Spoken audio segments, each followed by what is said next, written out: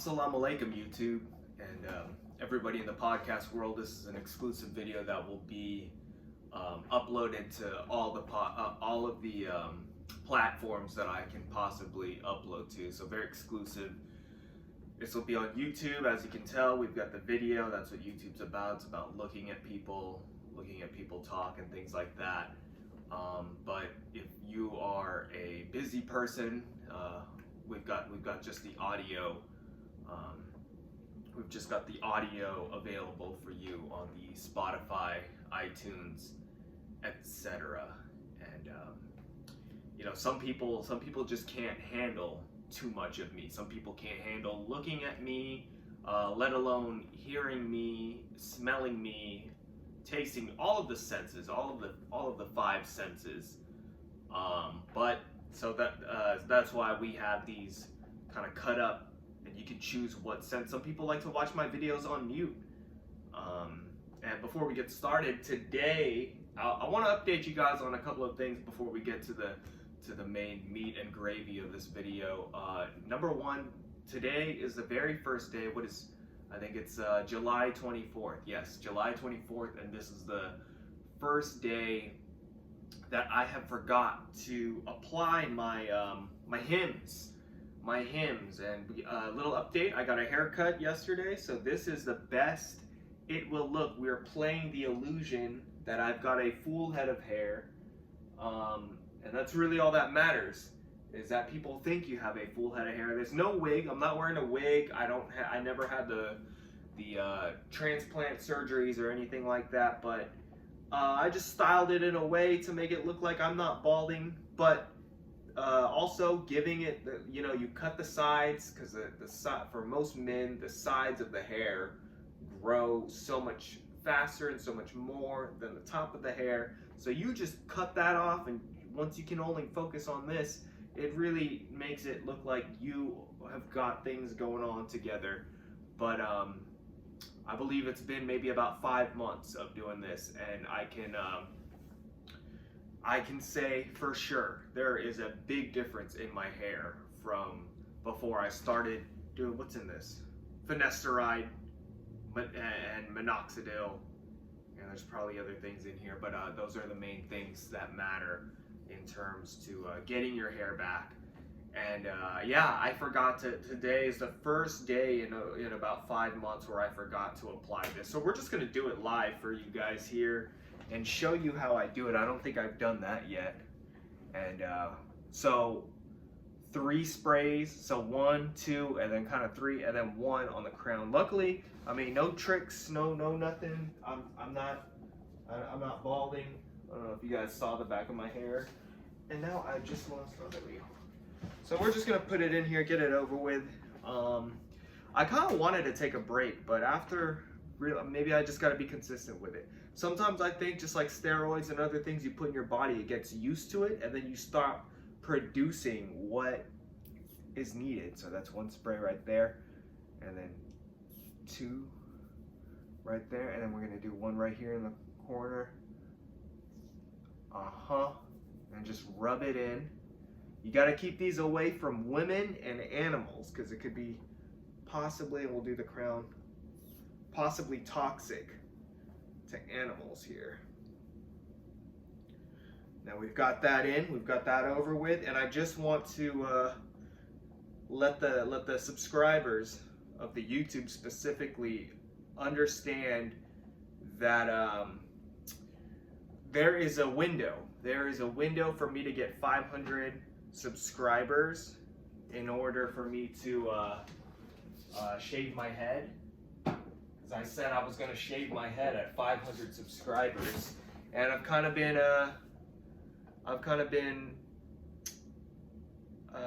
holding back on that. I'm kind of not sure if I really want to do that or not. You got to get it on the scalp. You got to make sure you got to make sure it gets as close to your brain as it possibly can. That's how you start growing the hair here. I don't think I'm going to shave my head, guys, if I get 500 subscribers. I'll give you guys 2 weeks. So let's give it till, today's the 24th. Let's give it till like August 5th, August 6th, something like that, around August. If I have 500, then I'll shave my head. But if not, we're not doing it anymore. This is my channel. I can make the rules. I can do what I want. Nobody's paying me. Nobody's doing anything. And these are just the games I play. And I'm changing my mind. I think I said you guys had since October to give me 500 subscribers. So that's all right. And it just seems so. I'm gonna do this crazy stuff. Tons of people shave their heads on YouTube, and I don't care. I'm not doing things for other people. I'm doing things for myself, and that also goes with drinking. I haven't had any alcohol for the whole year of 2024, and the video I did on sobriety, I said if I got 10 likes, I'd go out and drinking. Guess what? I didn't do it, and I dropped multiple videos after that. So.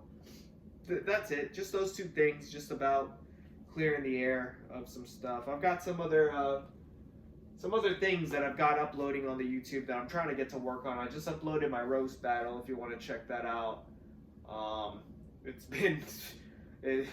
been almost 7 months or something along those lines since I did that roast battle, and that's how long it took for me to upload it. It's been sitting in my files. I've just been lazy, and I was like, you know what? Let's do it, because I wanted to make room in a flash drive so I could put the audio up on this or whatever. So what are we at? We're at 6 minutes. I gotta keep this short. I don't want to keep it no longer than an hour, and I want to try and keep it a little bit shorter than an hour if I can, but life just, it's very interesting.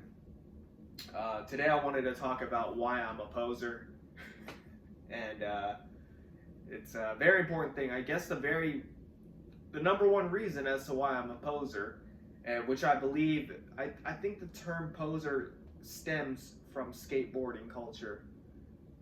Correct me if I'm wrong, I don't know, I'm not AI, but that's where I think it comes from. And I guess the number one reason as to why I'm a poser right now is that this video is not going to have any skateboarding in it. I might talk about skateboards a little bit or something like that, but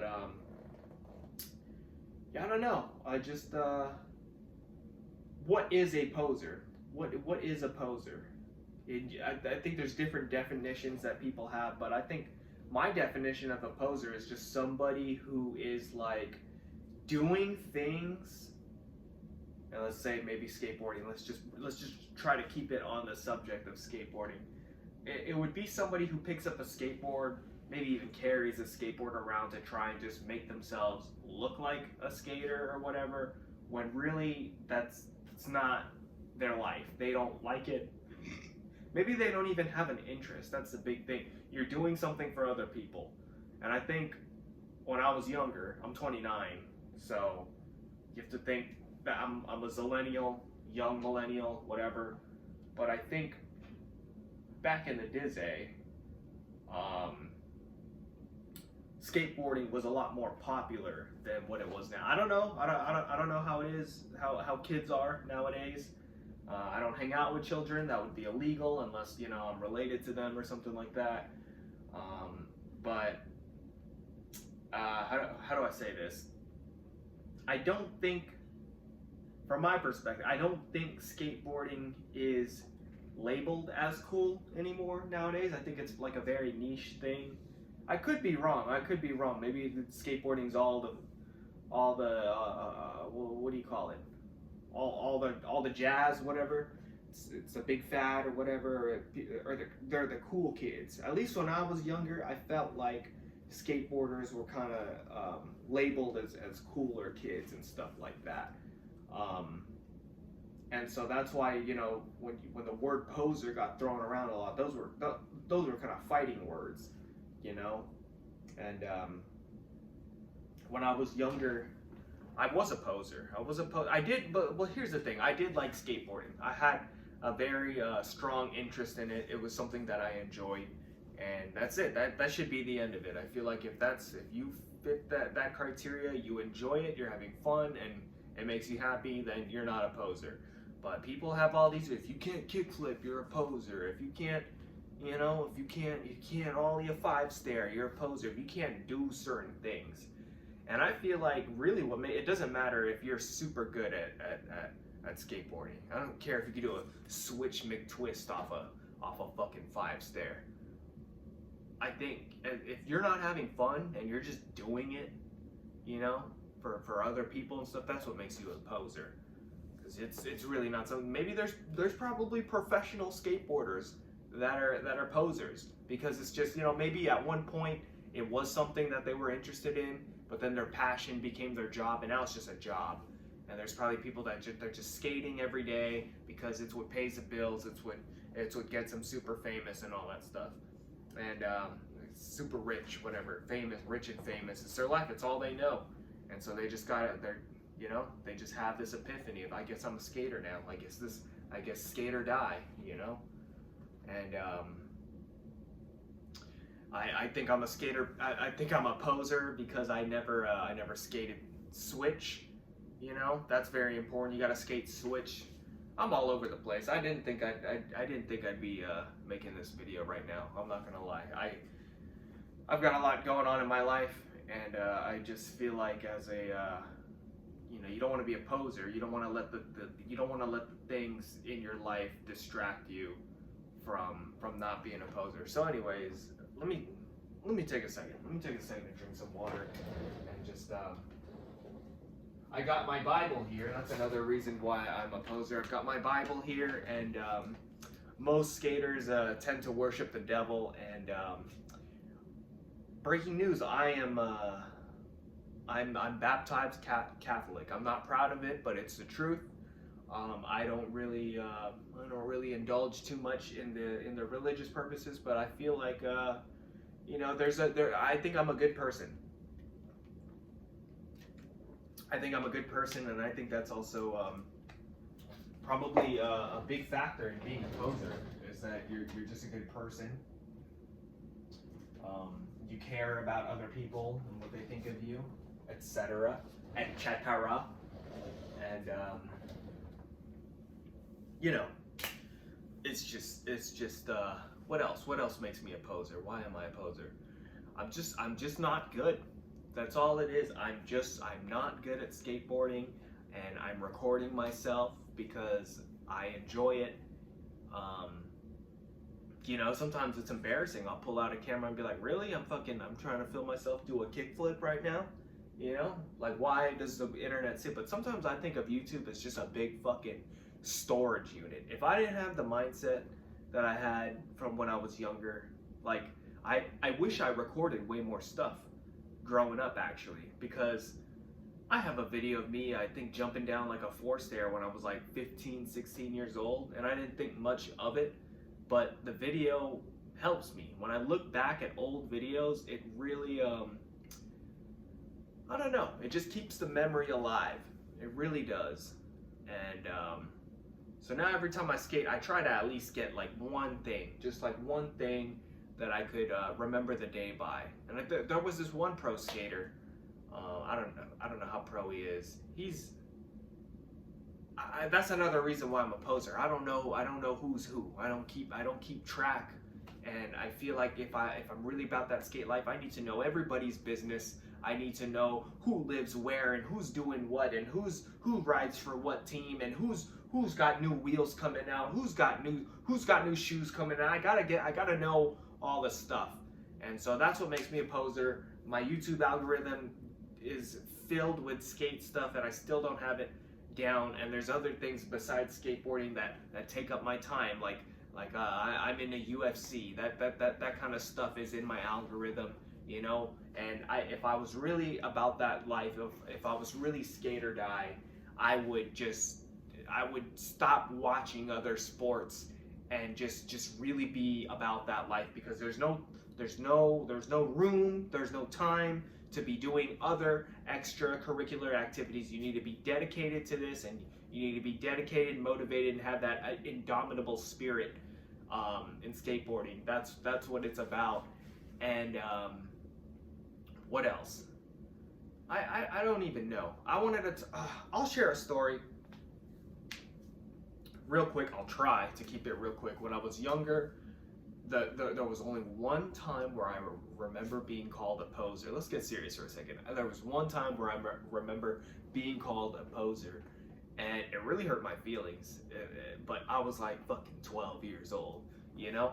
So when I was younger, nobody in my family skateboarded. Nobody knew what it was. I'm the first person who was born in America to even like be in this culture. So reason number 400 why I'm a poser. It wasn't brought down on me. I had to figure it out myself. I somebody bought me a skateboard when I was like 5 years old, and every time people ask how long you been skating for, I always just tell them on and off. I don't know. One of my earliest memories in my life was skating up and down my driveway off some kind of Walmart cruiser board looking thing. But I'm 5 years old. You're lucky I know how to push on the damn thing. I could barely walk or run, you know? So I had that skateboard for how many years? Didn't know really how to. I think, you know what I would do? I would go up and down my driveway, and I would tail stop, you know? I would just slam on the tail and just down, give myself razor tail, just because I enjoyed it. I'm 5 years old. I'm 5 years old, just enjoying, just, you know, and that kind of helped. And then eventually it turned into like, let me try an ollie.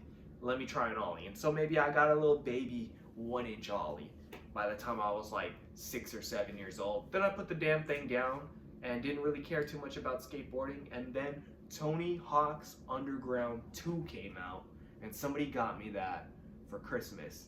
And from there, I was down with the sickness, dude. I was skate or die for life. And back then, YouTube didn't have anything. Like, I think YouTube was still kind of like getting started, and they had other websites they had something called Grind TV. It was specifically for like skateboarding, rollerblading, and shit like that. So people weren't really uploading to YouTube. And I think because I'm not so invested in the culture and everything, I've never owned a Thrasher magazine. I don't fucking know, dude. But I think back in the day, maybe when YouTube was first starting out, these 90s skaters, 80s skaters were just gatekeeping about like, no, you can't upload shit. They wanted their own shit. I don't know. There's something with skaters that they want that nostalgic feel. They want to keep things vintage, you know. I'm recording this damn thing on a fucking iPhone 10, and I record a lot of my skate clips on a fucking iPhone, you know. But people still want to come out. People still want to come out with a fucking camera that looks like a damn ant. People just come out here. How is it 2024 and people are filming skateboard videos on something that looks like this? It's fucking ridiculous, but at the same time, it's part of the fucking culture, you know.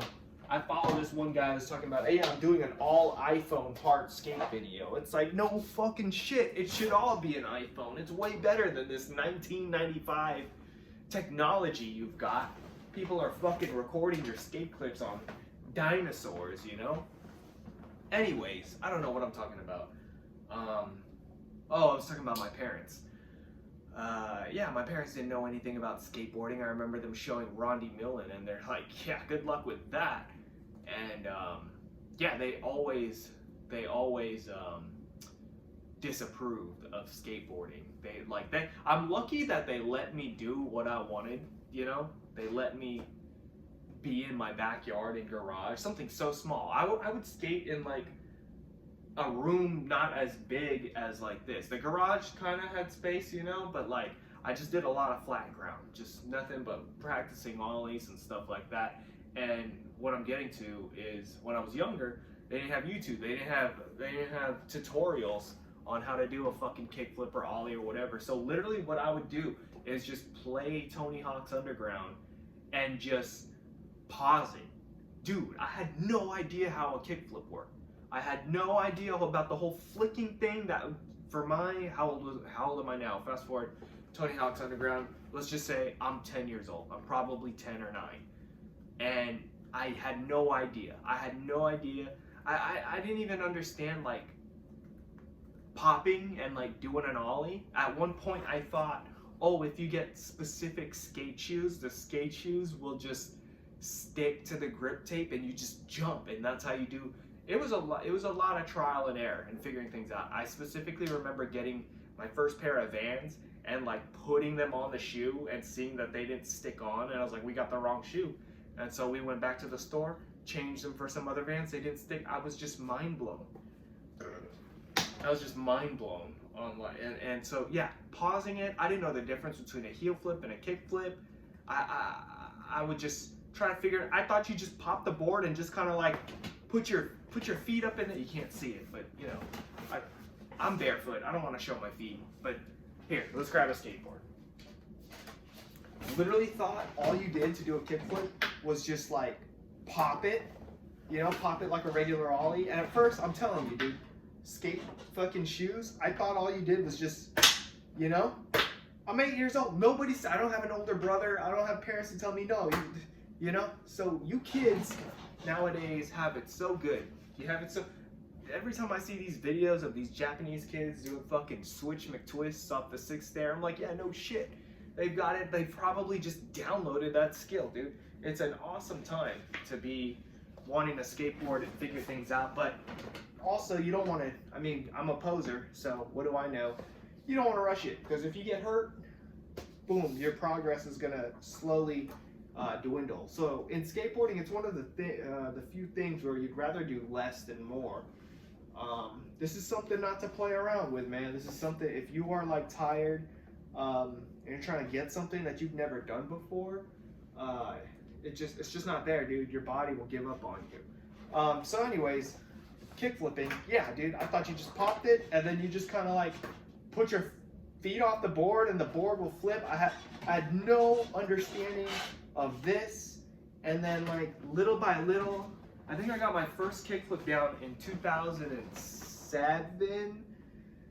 Yeah, early 2007. It's on YouTube, or it's on my channel. It's one of the first videos I've ever put on YouTube, and I think that same day was the very first time I landed a kickflip in my life. And maybe like months before that, when people started uploading more skate videos onto YouTube, I saw a foot position. I saw somebody doing the foot position for a heel flip, and saw them flip the board like that. And so, I mean, it's just elementary stuff, man. I remember just being young and just thinking, oh, maybe if I flick it down. Dude, I had a problem with skateboarding. I didn't know how to do a kickflip, but I could do, what is it? I would do pressure flips. Yeah, I would do inward, what is this? Inward heel flip pressure flips? I would do something weird. I'm regular footed, so my back foot would be in this pocket, and then I'd have my front foot in like a heel flip position, and I would flip the board like this. What is it? Is that a varial? Like, it might be a varial actually, now that I'm like really thinking about it. I'm trying to, I don't know, but I remember doing pressure flips before I could even like flip the board, and so that was what I was thinking a long time before I understood the concept of flicking. And so I thought like pressure flips were just regular flips, dude. So that's just big poser energy right there. I don't know my shit.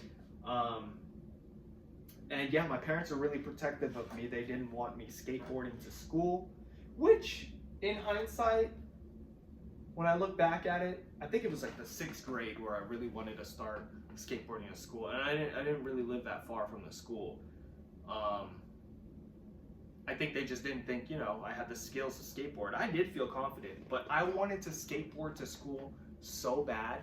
I would like sneak my skateboard to the backyard, throw it over the fence, so when I would pretend to be walking to school, I'd say bye to my parents and everything and leave for school, I'd go and grab my skateboard and I'd walk like a block so they don't hear the skateboard, and then I'd start skating to school. That's how bad I wanted to skate to school. I don't know if that's poser energy, but I'm going somewhere with this. And I remember one time so I think I was not 100% ready to skateboard to and from school at a young age, at like middle school. Before I knew how to kickflip. This is like a year before I learned how to kickflip. And just nobody really stressed the emphasis or emphasized this the importance of just getting comfortable on your board, cruising around, shit like that. And I remember going to school was no problem because there was like no traffic. Nobody was really walking to school. But getting out of school when the whole school gets released at the same time, that was a problem.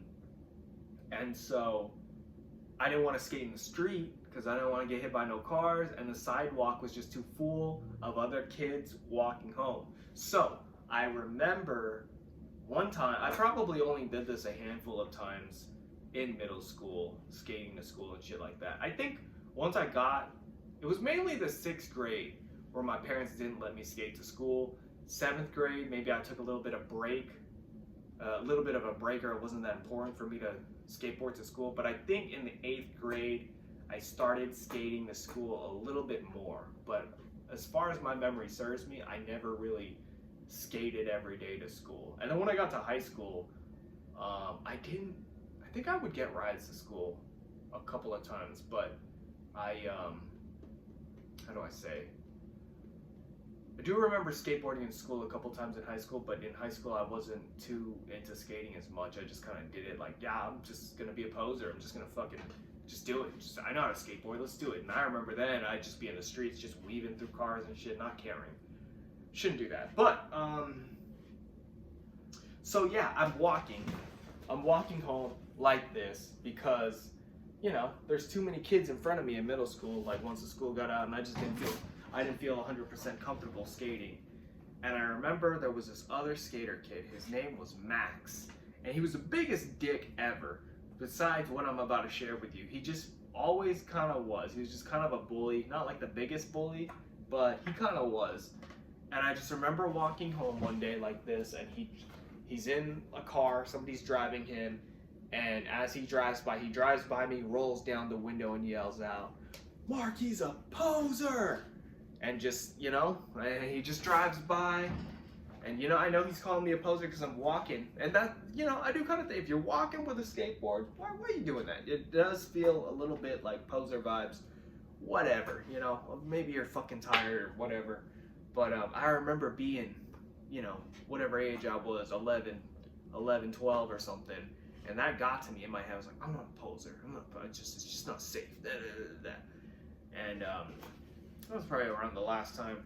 And there, you know, once I got to high school, and I'm trying to think, I think it was like 9th grade where I was like into it a little bit more. I had my phases where I get into it, get out of it. Still waiting to get out of it right now at the ripe age of 29. Sometimes I'm skating, I'm just like, the fuck am I doing? When will I fall out of love with this like I always do? And there was this guy, this is real poser shit right here, man. This is like, you know, from one poser to another, it takes one to know one. I remember there was this guy, we're cool now, so I'm gonna say his name. His name is Zaquel. I've ran into you a couple of times, like years ago or whatever. I'm sure you're a great guy. We're cool now. I ain't got no problems with you. I just want to share this story for the topic of this video purposes. I thought this boy Zaquel, well, he's black, I shouldn't be calling him boy like that. This fool, this guy, whatever. I thought this guy was the biggest poser when we were in high school, because he never skated. I never saw him skate. He would just talk hella shit, call me a poser, call everybody else posers. And so I told him, I remember being like, dude, let's play skate. I'll play you in skate. He never wanted to play. And he had some kind of excuse, like, oh no, I don't want, because, you know, if you're skating at school, the security guards would try to like take your skateboards or whatever. He's like, I don't want to get in trouble for skating on campus. I don't want to do this, I don't want to do that. So one day, this is one of the most like badass feeling moments of my life. I've had a couple, but this is one that sticks out where I remember that feeling of like, I feel on top right now. And it's so little, it's so poser, you know, but I remember after school, I just ran up on him at the skate park one time, and I was like, look, let's go, let's play skate. No excuses. It's after school. We're here at the skate park. Let's go. I'll set the trick. And just right there, right in front of him, kickflip, first try. Such a good feeling. Such a good feeling, dude. And he didn't want to play. He just acted like he ain't see me. He was just ignoring me, and I just felt good doing a kickflip. And I don't remember. I wish I recorded more. I don't remember most of the day and how it went. But yeah, Zaquel, shout out to you. And then I remember years later, I think he posted some skate clips of him doing like tray flips and crazy shit. And I was like, oh man, he's good now. He's good now. But you know, we're all young, whatever. Put the skateboard away. So, yeah, I don't know. The main reason why I'm a poser, I just want to say, is that I've had so much time invested with it in my life, and I've never gotten anything out of it.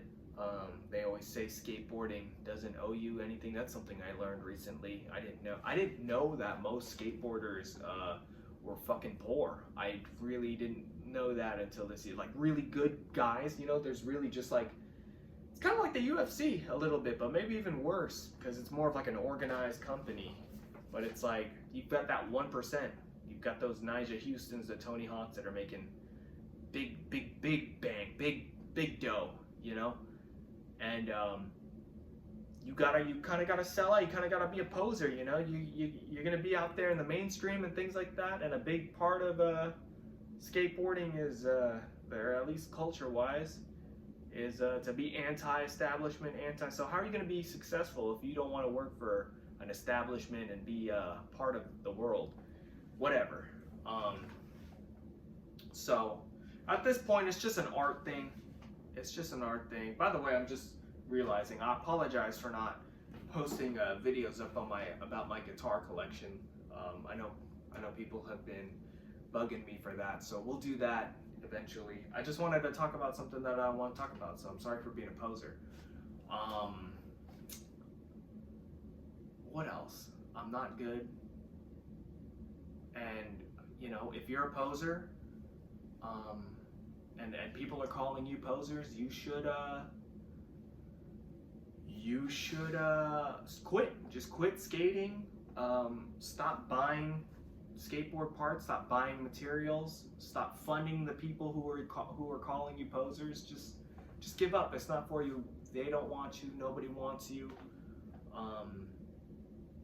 I remember I rode about 3 Walmart boards before I got my first skateboard, and I remember, you know, trying to convince my dad or my parents to take me to the skate shop, and you know, my dad didn't understand like why is just the deck $50 when you could get a whole complete skateboard for $10-15 at Walmart. He didn't understand it, and you know, honestly, as a kid, I didn't really understand it either. I just thought I'd be better at skateboarding the more money I spent on a real board. And I remember I had so much anxiety, like as a kid, going to like a skate shop because, well, my dad didn't know anything. I'm this kid, so nobody's gonna take me serious. And I always just kind of, as I got older, I kind of felt like maybe the people who worked at like the Zoomies or my local skate shop just were sick and tired of the fucking kids who came through because of Tony Hawk's Underground, and they didn't want to help out, and they just felt like they were just getting a toy. But little did they know, some of them would grow up and make a YouTube channel all about,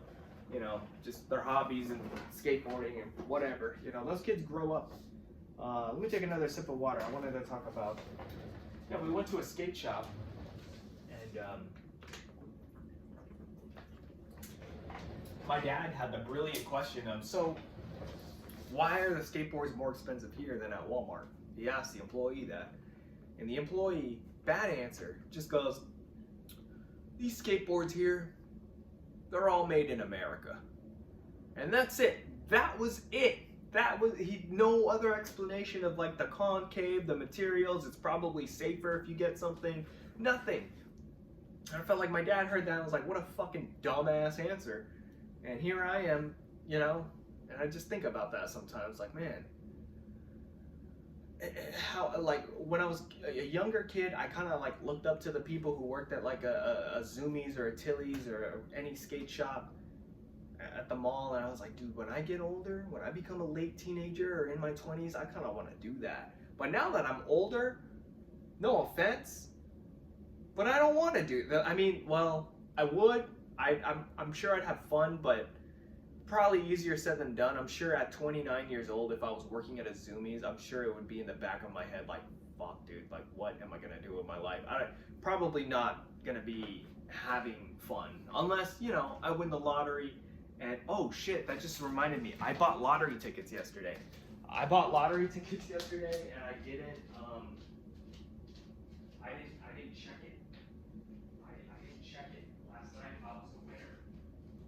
And you know, buying lottery tickets is, I think, it's one of the 7 deadly sins. It's just straight up greed. It's just straight up greed right here. How?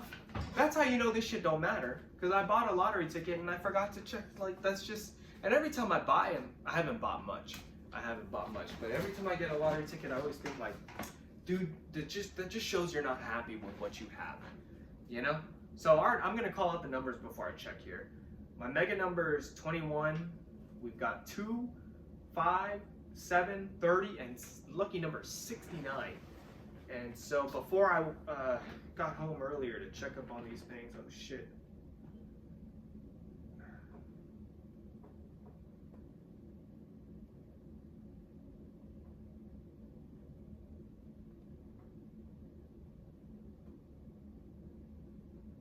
Hold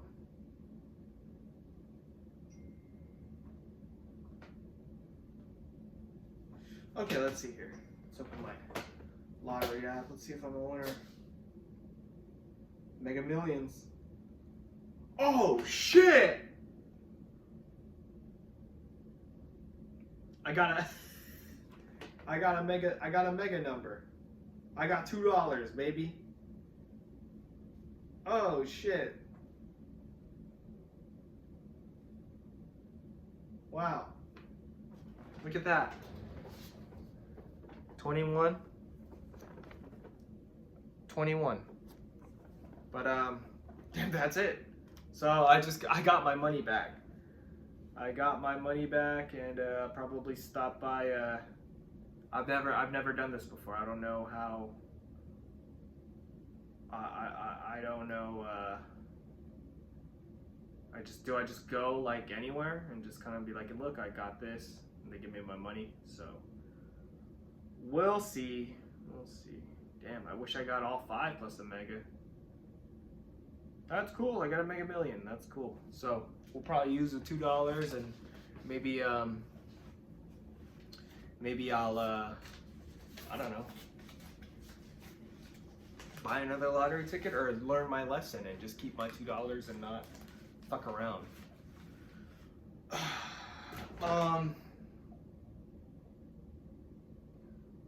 Let's look up the definition of poser, because I just wanted to.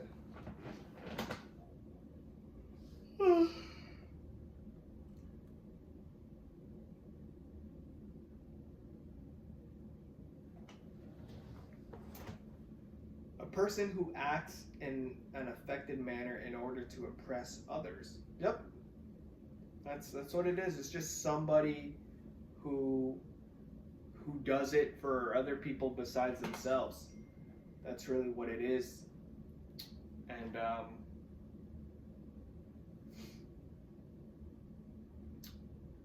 don't know. So with that knowledge there, it's like it's easy to call somebody a poser for like holding a skateboard who doesn't know any tricks, because you really aren't about that skate life. You're not a white belt. You're not in your garage practicing your craft or just having fun with your life. You're just trying to like act like you do that, and you don't. But you could still be. I think you could be a poser if you're not doing it for yourself. If you're not enjoying skateboarding. And so I feel like the majority of skateboarders, like 99% of them, aren't posers, because you'll see it. You'll see a skater kind of do something. I don't think it's that hard to impress a non-skateboarding person. I really do. You could do a long ass manual and somebody would be like, "Oh wow, that boy's got balance," you know. So, you know. Oh, you're scratching your skateboard. I think I'm actually the opposite. Jokes aside, I think I'm the opposite of a poser, because Let me pull out another skateboard here. One thing about me is when I get a new deck, sometimes I don't like to scratch my skateboard up. And I did this yesterday. I scratched the hell out of the graphic on this board because I wanted to do board slides on it. But when I first got the board, I was like, this is going to be my quote-unquote cruiser board. I want it to look nice. I don't want to be board sliding or doing nothing. But then eventually I was like, fuck it. You know, we're doing this. And so yeah, I don't like my shit getting scratched up and looking like I do. But if you do this on purpose, if you're just going up to a ledge and for minutes just doing that to make it look like you grind, and then when somebody asks you, oh, hit this board slide real quick, and you're just gonna be like, oh, I can't, I've got diarrhea, I can't do board slides, you know? Or you're just cutting your shoe, you know, to make it seem like you know how to do flip tricks. Why would you do that? Why? You gotta earn it, you know? You gotta, just like how you gotta earn your black belt. Back in the ancient days, there was only two, history lesson, there was only two colors for belts. It was white and black. The only way you earned your black belt is when your white belt got so dirty it became black. They added all the colors and the reds and the browns and the greens and the purples and the yellows and all of that stuff. They added that for business purposes. It's for children. The colored belts are for children. So if you're over here, it should be a joke. If you're an adult and you're walking around talking about, I'm a fucking orange belt in Kyokushin karate, you're probably already a fucking fool to begin with, you know? Nobody's, even if you're a black belt and you go around bragging about it, then you're just down bad. You're just down bad, man. Just leave it alone. Anyways, I think that's gonna be it for this video. We're at 42 minutes, and honestly, I'm not satisfied with this video. Just like how skaters aren't satisfied with their tricks. You know, like how I said, you could see somebody attempt something and land it, but they just feel like they didn't land it good enough, and they'll be like, I'm not happy with that. That's usually how it is. So those are non-poser activities right there, if you ask me. And so what else do I want to share with you guys? I don't know. We got the hymns in my head. We got the Bible. We got some skateboards. And yeah, I talked so much about skateboarding and I didn't do a lick of it. So that's why I'm a poser. I just want to have my progress up, and it is sometimes mainly for me so I can look back on my channel. I don't make money off of this. This is not what I do for a living. It's just something I like to look back at my own clips. It's like a narcissistic thing or whatever, but if you're into it, then you're into it. Wish I won the lottery. I wish I won the lottery. I wish I did that. I'd probably just completely quit YouTube altogether, or just start a new channel and just have it be filled every day as a new country and just throwing people off. So, salam alaikum, everybody. You guys have a good one. Tell me why you're a poser. Comment below why you're a poser and the reasons why. I'd really appreciate that. I'll see you guys on the internet.